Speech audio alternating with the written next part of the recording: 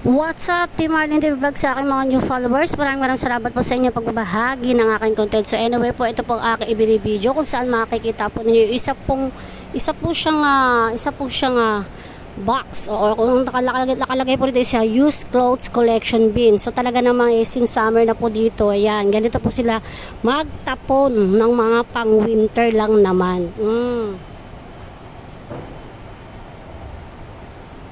So yan mga Lodi Box, kung mapapansin niyo yung mga pang winter na yan, kung saan naman talaga magaganda po ang quality at talaga naman pong branded. Opo. So kung talaga mayroon naman po nakalapag dito na clothes lang, pwede po ninyo talaga siyang kunin. So since po yan ay nasa taas na at medyo nakalak na siya, ganun. At mahirap na baka may mga mata rito, char. Mahirap na at baka matayo ma-arrange.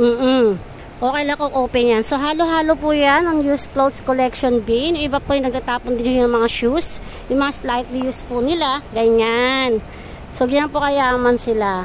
Talagang kakaiba po yung mga tinatapon dito. Talagang ikaw lang din po talaga manghihinayang. Kung mapapansin po ninyo, ang isa pong aking in-update or pinost dyan, kung saan ay isa naman pong luggage. Opo, so akalain ko po na talaga namang ikaw na manghihinayang. Sa pag-open ko, puro naman manika ang laman o mga stuffed toys talaga. So talaga naman napaka alam mo yun, nakakaisip ka lang din bakit ganun na lang sila kung magtapon. Pero iba po kasi dyan, alam mo na parang mga Pilipino rin, mga strategy, ganun. Yung akala mo ibibigay yan sa mga shelter, no. Iba po dyan ay binibisi sila at binibenta nila as inukay-ukay. Oo, dahil alam nila mga Pilipino po talaga, real talk.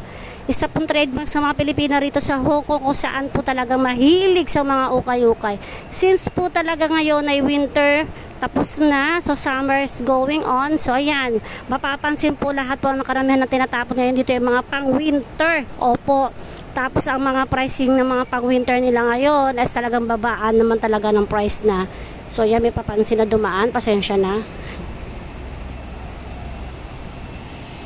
So ayan na, ibahagi ko lang naman po mga Lodi Wops na ako yung nakapag-share sa inyo ng kahit kaunti. Ganyan.